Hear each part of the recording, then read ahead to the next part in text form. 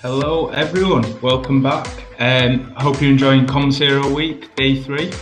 I'm excited to welcome our next guest, who is the CEO and founder of Communique Global, Gihan Hyde. Gihan specialises in environmental, social impact and governance, also known as ESG communications, and we'll be sharing the why, what, who and how. So it's great to be bringing both the environmental and sustainable conversation to the table at Comms Hero Week. So just before I hand over to Gihan, don't forget to use the emojis to show appreciation and react to the session. Mention in the chat any questions you've got, and also use the right tab for the Q&A. So we'll be doing a quick Q&A at the end. So over to you, Gihan. Good luck. Thank you. I need it. Hi. Hi, everyone. I hope everyone is well.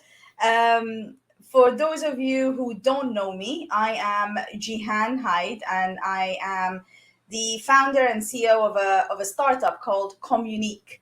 We are a very small startup. We're only 9 months old, and what we do is we specialize. Sorry, Elliot, can we do this slide before that? Otherwise, you're. Oh, there is no slide before that? Yeah, perfect. Thank you. So yes, we're a small startup. We're a team of 9.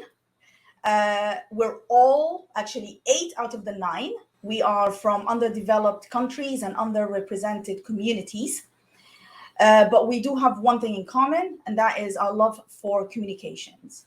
The reason they're all from underrepresented countries and communities is because it was my way to introduce and help my fellow communicators to tap into the developed world. So I'm originally from Sudan, and I found it really difficult to go and enter the developed world from a comms perspective.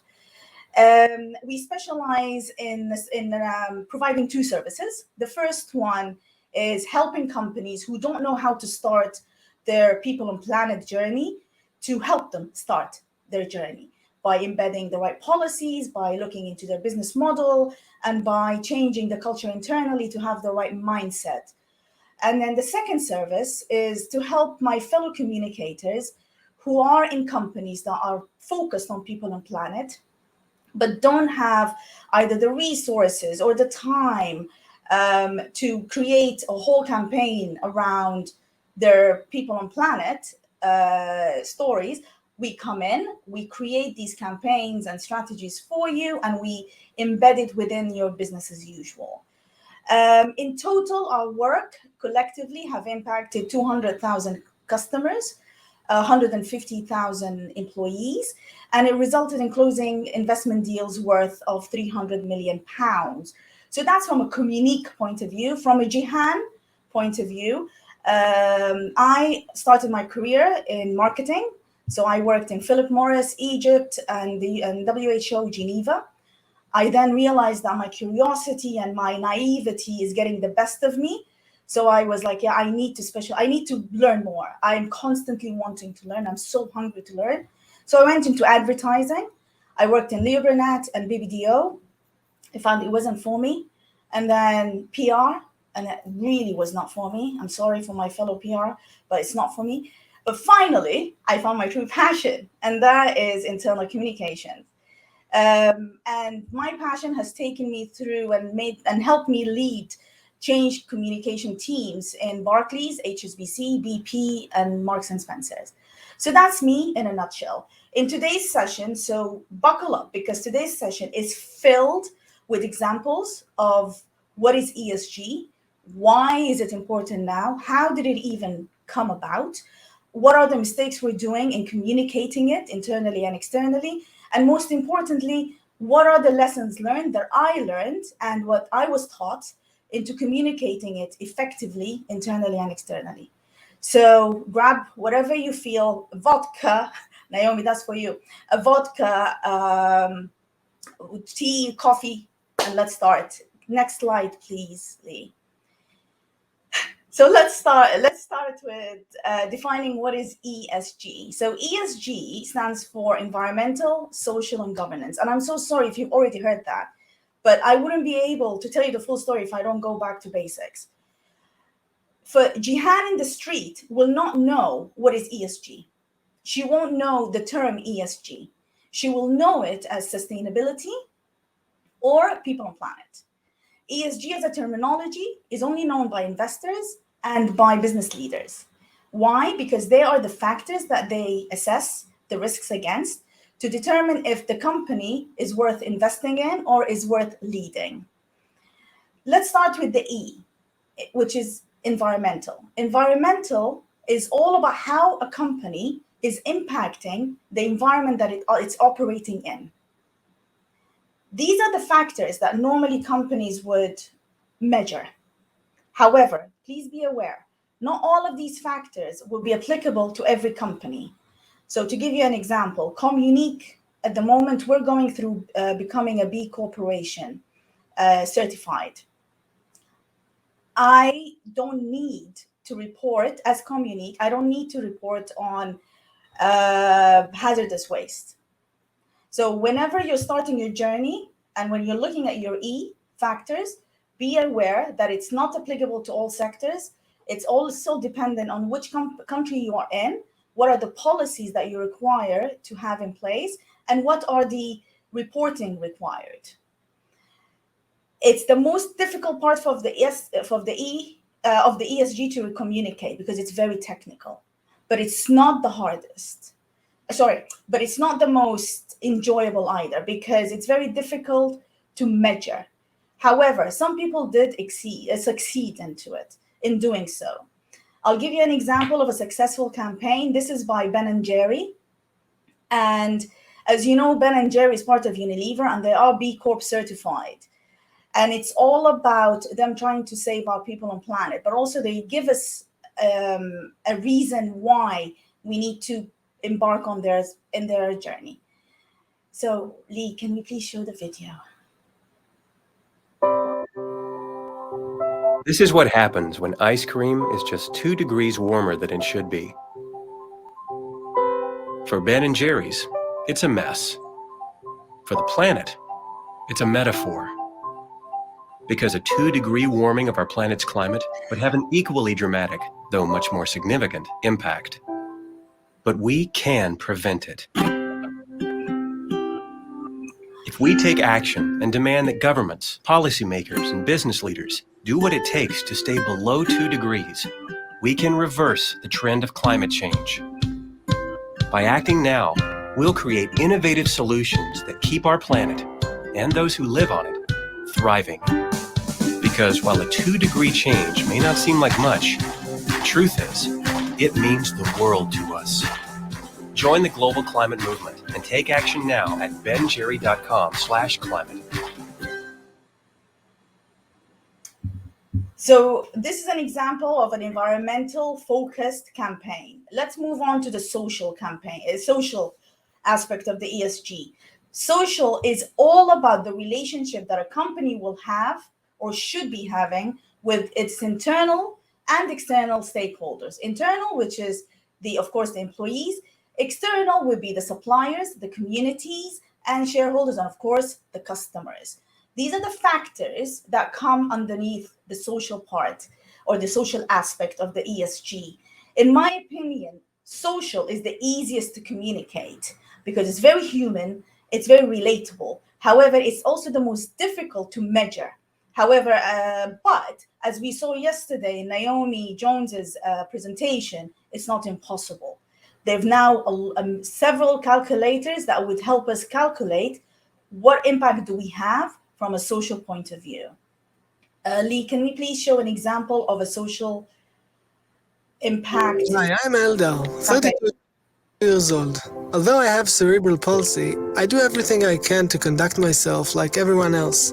But in my own home, of all places, I'm surrounded with furniture crying out, cripple. I'd like to sit on a regular sofa without being afraid I won't be able to get up, to open a regular closet, or even to turn on a regular lamp. 1 in every 10 people in Israel is a disabled person.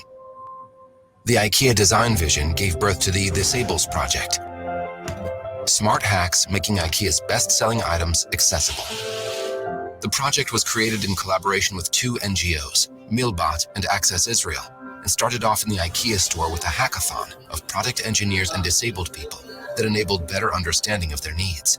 In the end of the developing process, 13 new products were born, each solving a different accessibility issue, such as sofa elevating legs for easier ascending, lamp button enlargement, special handles for PAX closets, and more.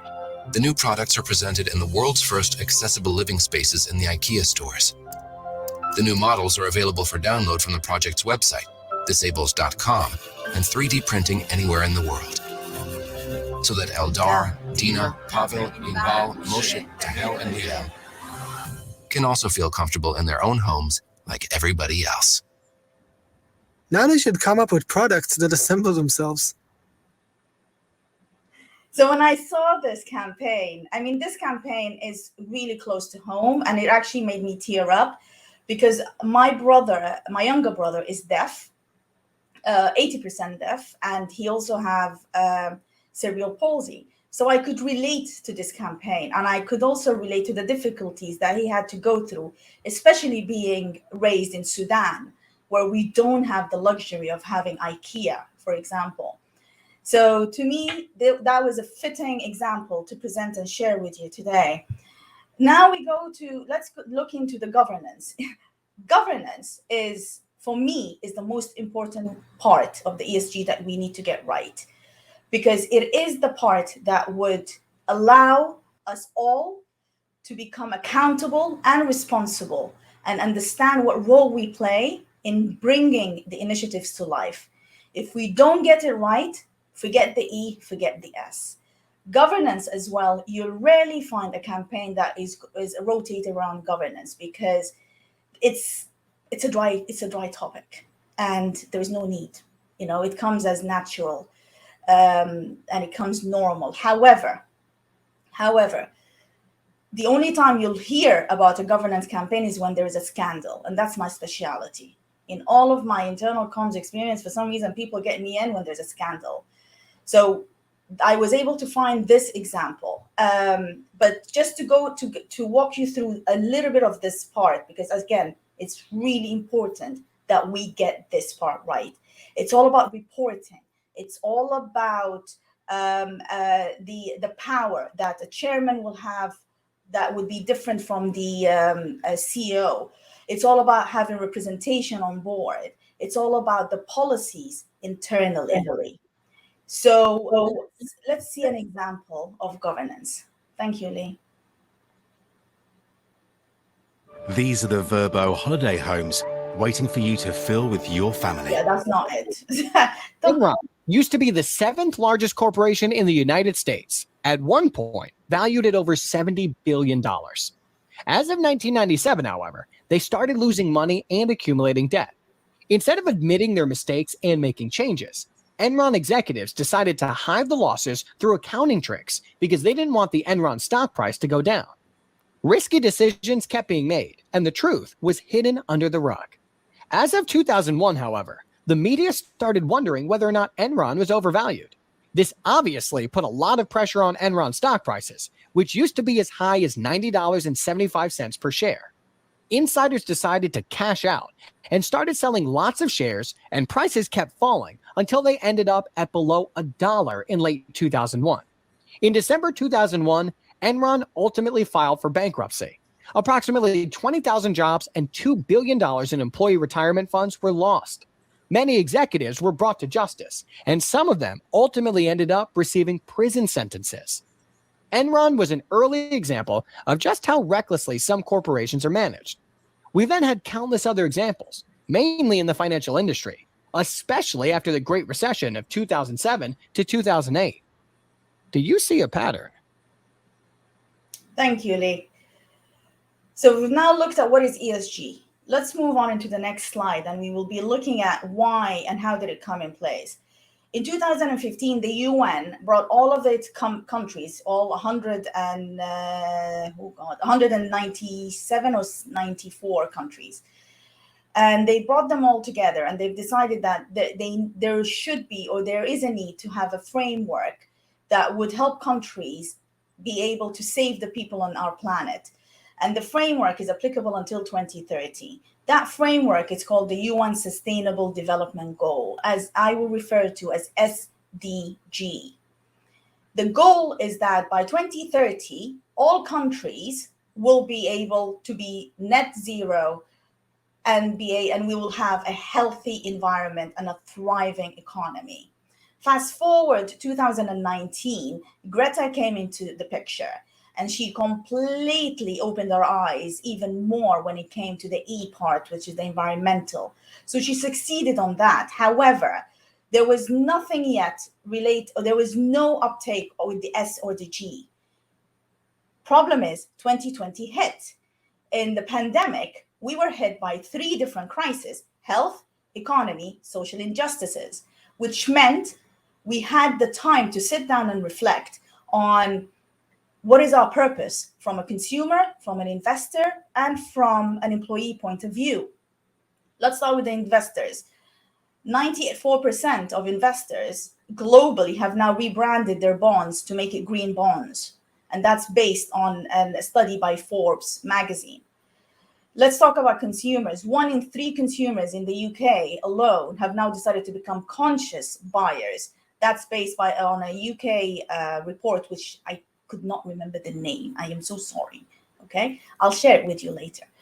Third, let's talk about employees. By 2025, 50% of the population are going to be millennials and Gen Zers. And they openly said they will not be working for a company that is not purposeful or is not people and planet focused.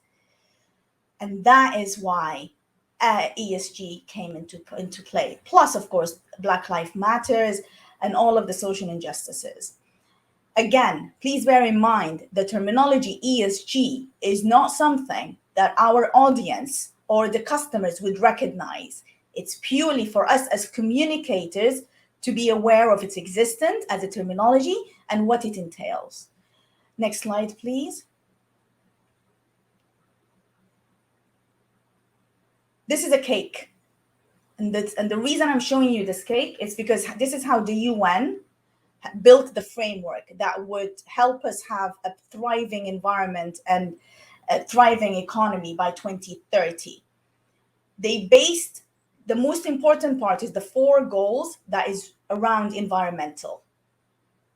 If you get your environment right, you will have a thriving society. If you have a thriving society, you will have a growing economy. However, out of the 17 goals that the UN has given us as a North Star, the most important goal is the number 17, which is partnership.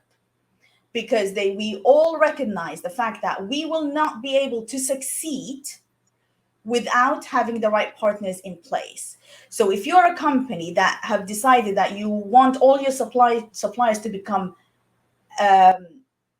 ESG focus or people and planet focus, you'll have to find the right suppliers to partner with you. I, as Communique, for me, because I now need to report on my carbon footprint, I had to partner with Ecology so that they can offset my carbon footprint and my team's carbon footprint, even though they're all over the world. But I still have to do that. I can't do it by myself. So partnership is key, and that applies to us as communicators. If we are communicating ESG, we have to partner with the right departments, we have to partner with the right agencies, and we definitely have to partner with the people who understand and appreciate what we're trying to achieve. So that's the cake. My hypothesis, as my 4-year-old daughter just learned, is that, and my thoughts is that if we don't have a solid tray, which is communication, to hold the cake, this cake is going to fall.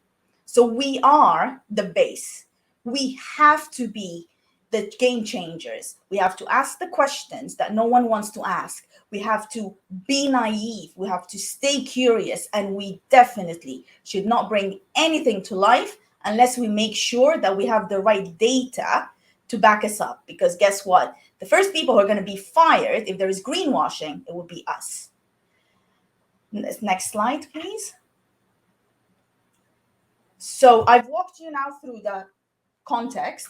Let's look at the mistakes that we do as communicators. And I am guilty of that. Until recently, I was guilty of doing the same. And I can see my fellow communicators doing the same. There are four big mistakes, in my opinion, that we're making when we're communicating people on planet and ESG.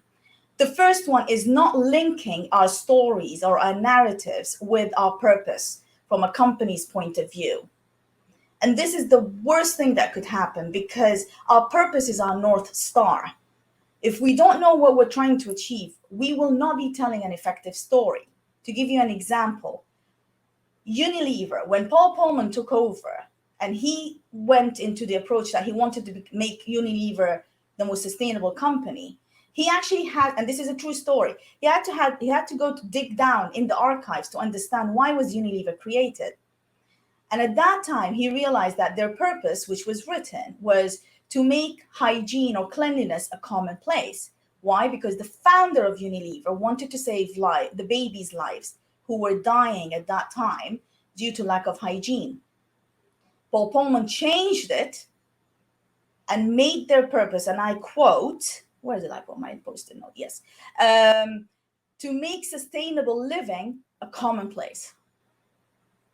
If you link it to your purpose, you will absolutely be able to tell me the full story. To give you an example of a company that didn't link their campaigns to a purpose, I'm going to share with you now a company, a fintech actually, called GoHenry. For those of you who are not aware of what it is a fintech that issues a prepaid card that is targeted towards children from the age of 6 to 18. And the idea is to educate these youngsters on financial well-being and the importance of money and how they should spend money reasonably. So Lee, do you mind if we show the film? No.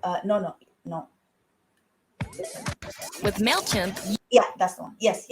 Sorry. you can create more engaging emails that can help drum up more tasty dumpling sales.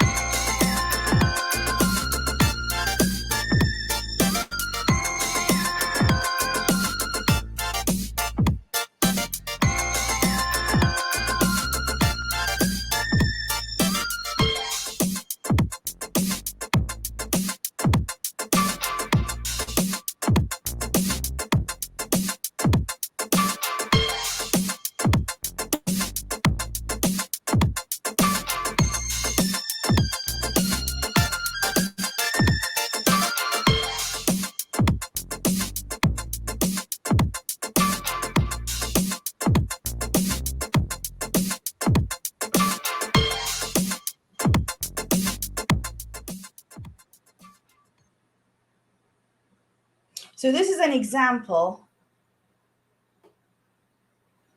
Did I play the wrong film?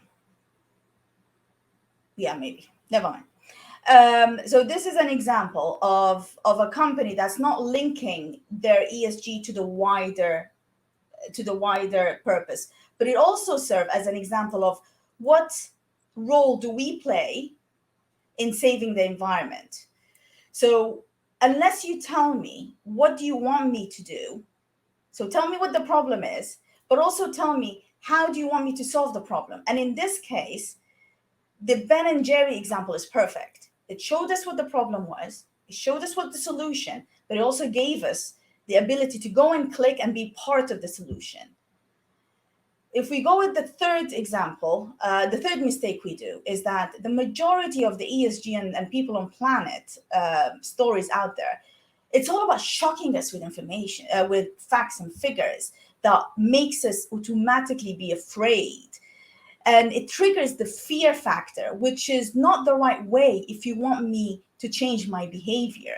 Because as a human being, I am triggered to forget. I am designed to forget. Even the way, so in Arabic, a human is called insan, meaning literally to forget, because that's our survival mode. This is how we survive as human beings. And if you are going to shock me, I'm going to be shocked. I'm not going to lie. I will be shocked. But then the minute I finish watching and hearing your message, I'm going to switch it off and I'm going to move forward because you won't resonate with me. So my advice is do not focus on shocking people because that's not going to work. I'm going to share with you an example of from a campaign, and it's by Greenpeace. Don't get me wrong. I love their creativity. I mean, I just want to be a fly in that wall when they come up with these campaigns because it's amazing. But again, it's very shocking. You're not giving me a solution. You're not telling me what do you want me to do? Fine. Yes, we're killing the environment. Fine. What do you want me to do? I am Gihan and I'm based in the Middle East. What do you want me to do? Give me a solution. And this is the problem that Greenpeace is always falling under. But I give them salute for their creativity. So Lee, if you don't mind. Okay, so what the hell is error? Basically, it's a water bottle that collides with...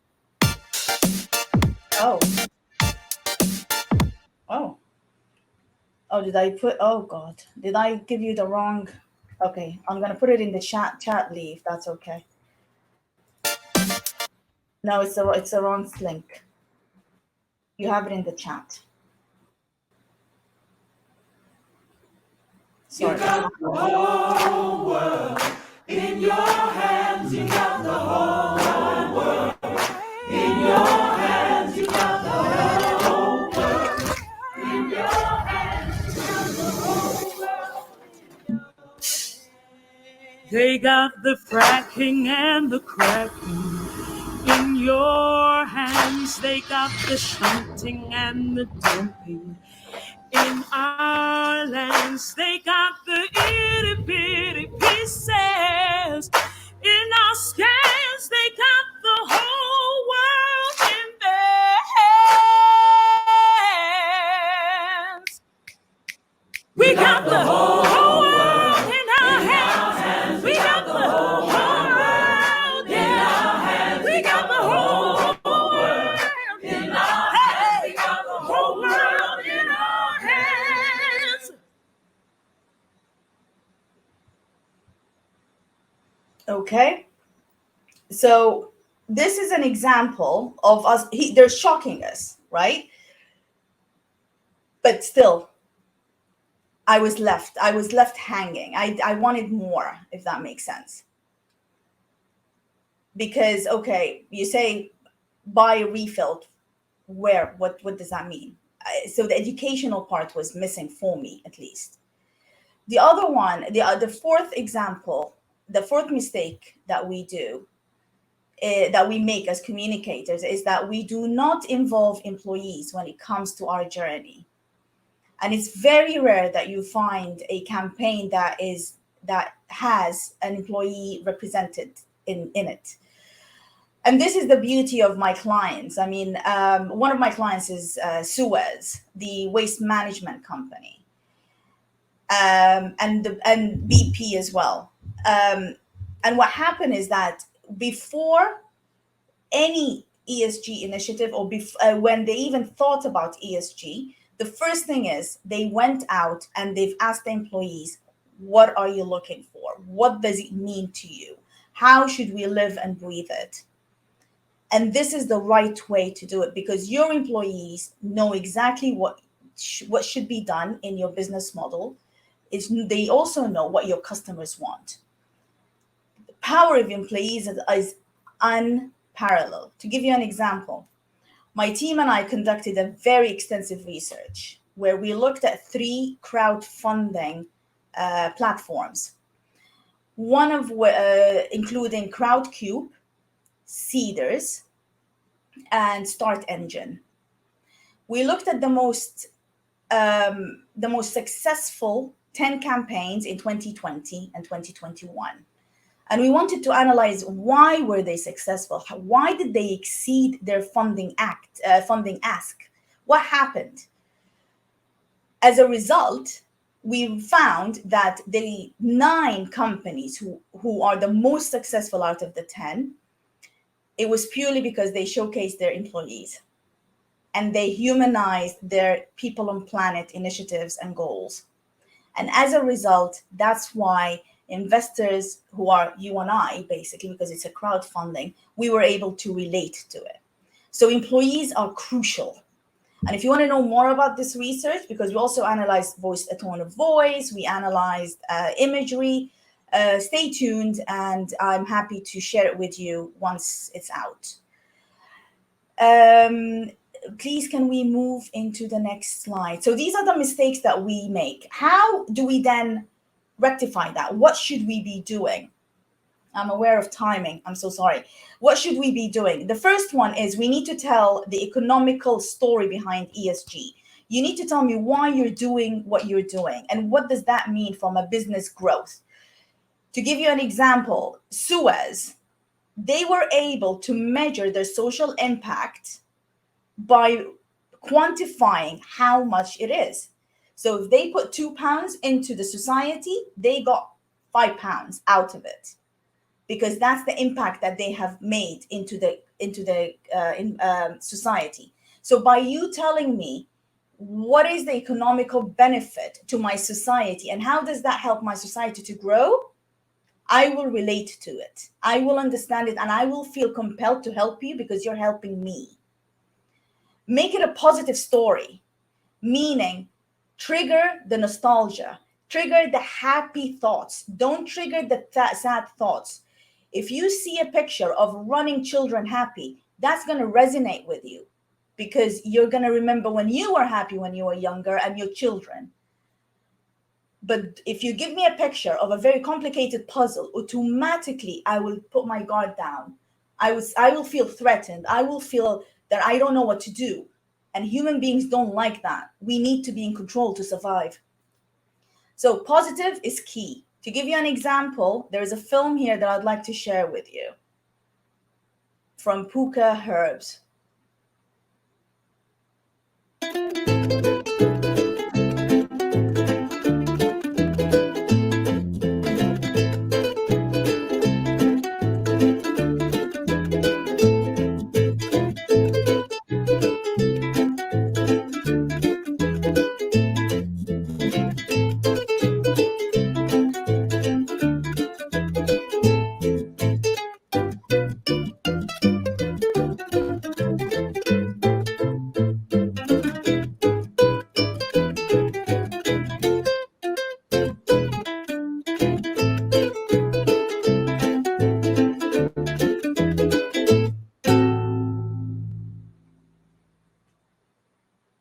Okay.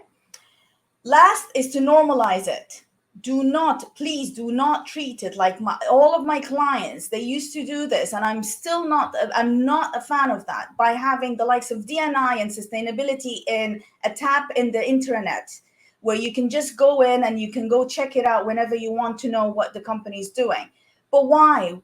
Why do you need to always just communicate D&I and ESG when there is an occasion such as Black Month or Pride Month? Why? Why can't we normalize it? Why can't we embed it within our business as usual? Especially because this is a behavioral change requirement and mindset, we have to normalize it. I've read it somewhere and it really resonated with me.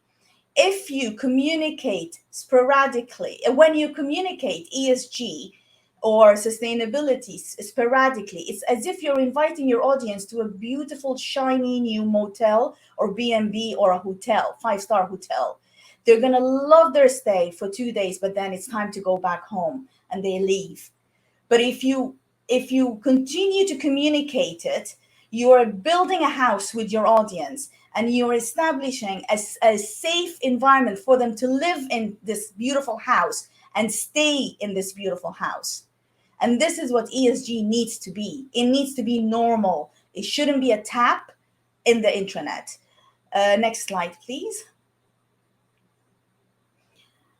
I love behavioral science. I'm not the expert, I'm not going to lie, but I do read a lot about it and I do implement it in all of my work.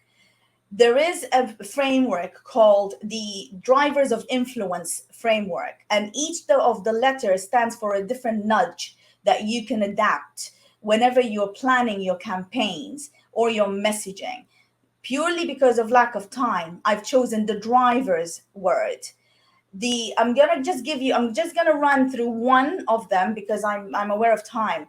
I think the most important one is the default, which is presenting a choice where it's the pre-selected option that's important. For example, AT&T, they wanted their customers when they come and join them to stop at receiving paper invoices. But they knew if they did that verbally, no one is going to really focus with them. So what they did is that they made it an automatic requirement. You join AT&T, you get paper invoice. Guess what though? The paper invoice sometimes is 300 pages. Why? Because it has every single sentence or all of your data usage.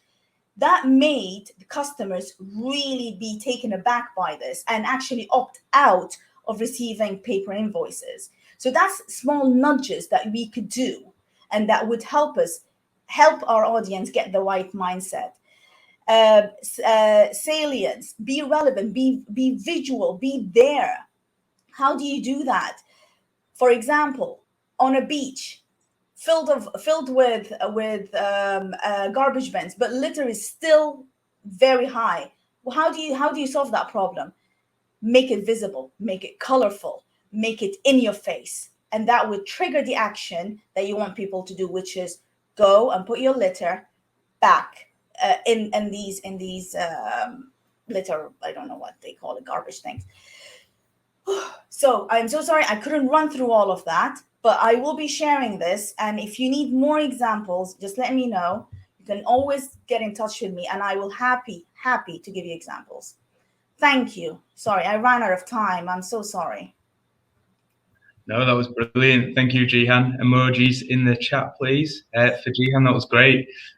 Nice to have a bit of insight on the ESG journey. I know it's a topic that everyone's talking about at the minute. Every organisation is looking at, assessing, there's drives from the government and all sorts.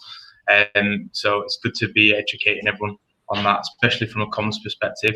There was actually an interesting comment in the chat, which actually said, yes, from Naomi Jones, yes, comms is an important base to a cake, not the team to sprinkle sugar on top. So just highlighting the importance that, comms itself, it's all right sharing the message, but we need to drive that as well from our perspective. Got a couple of questions for you. So Naomi Jones has also asked, really like the Enron governance example, what are the main things you think companies get wrong when it comes to governance?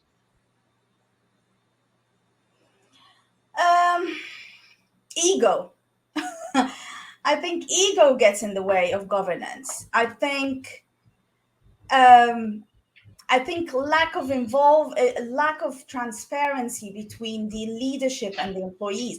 I think so. For example, in Barclays. So in Barclays, I was in charge of the change comms after the LIBOR scandal. And the LIBOR scandal was purely done because everyone thought it was the job of internal audit to save the bank. That's not right. It's everyone's job, but they never embedded that in the ways of in the ways they operate.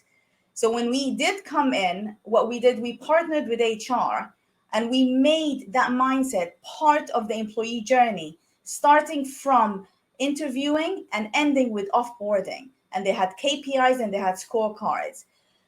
So to answer your question, Naomi, I think lack of understanding of your company, and also lack of involving the employees in understanding how the company should be protected.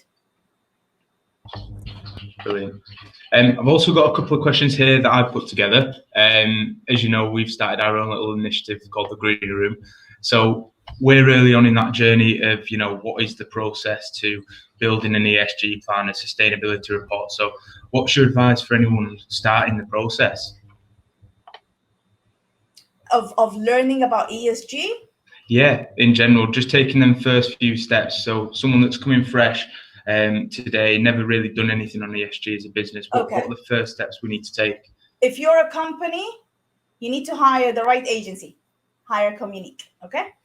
If you're an individual, like I wasn't aware of ESG until last year, for example. I was doing ESG comms, but I wasn't aware that it's called ESG comms. The way I educated myself is I attended a lot of events. I took a course with Columbia University. The UN have amazing training courses. There is also University of Madrid has an excellent sustainable business course. And most importantly, surround yourself with the people who understand it. So I joined a guild group called Sustainable something, I can't remember. Those who know me, they'll know I have a memory of a fish. So I can't remember the name, but I can share it with you. But yeah, surround yourself with people who know this space better than you do and ask questions. Be naive. Ask questions. Brilliant. Thanks, Gihan. And we've had another question come through, this time from Asif. So is there a misconception that digital comms doesn't harm the environment, e.g. server farms powered by electricity? Is there a misconception? What do you mean, Asif? As in, is there a misconception that digital communication is harmful for the environment? Everything digital, if you really want to go into details, Asif, oh God, I can give you all the data if you want. The fact that we actually charge our phone is harmful for the environment, for example. Every single email we send is harmful for the environment. And I have all of this facts and figures. There is actually a man, a lovely, lovely expert. He's a digital pollution expert. I can't remember now the name again. However, his name is Jerry McLovin. You'll find him on Twitter. He is the only one I found who was able to quantify for me how much I am polluting the environment by email and from my phone. Again, I can share this with you if you want. Yeah, well, that's really interesting, especially from our perspectives as a comms provider, because we do see that conversation come about quite a bit. Print gets a bit of a hard hit when it comes to environmental, and everyone's first response is let's go digital, as if there isn't an impact on the environment through a digital source. So interesting for you to say that.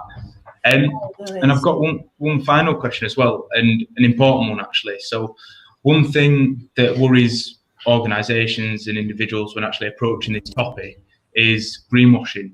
How do you avoid falling into that trap from saying the wrong things or actually coming across as greenwashing when the intentions might not actually be there? It's interesting you asked me this. Greenwashing, oh my God, it is actually our biggest enemy when it comes to us as communication specialists, because the onus is on us to avoid it. There's several ways to avoid it. Number one is honesty. If you want to communicate externally and you're not sure about your data, be honest. Say, we're sharing this, but we're not 100% sure. However, we're working towards making it perfect. So bear with us. So honesty and transparency will get you a long way with greenwashing. The second advice I will have, and that's what I always give my clients, ask questions.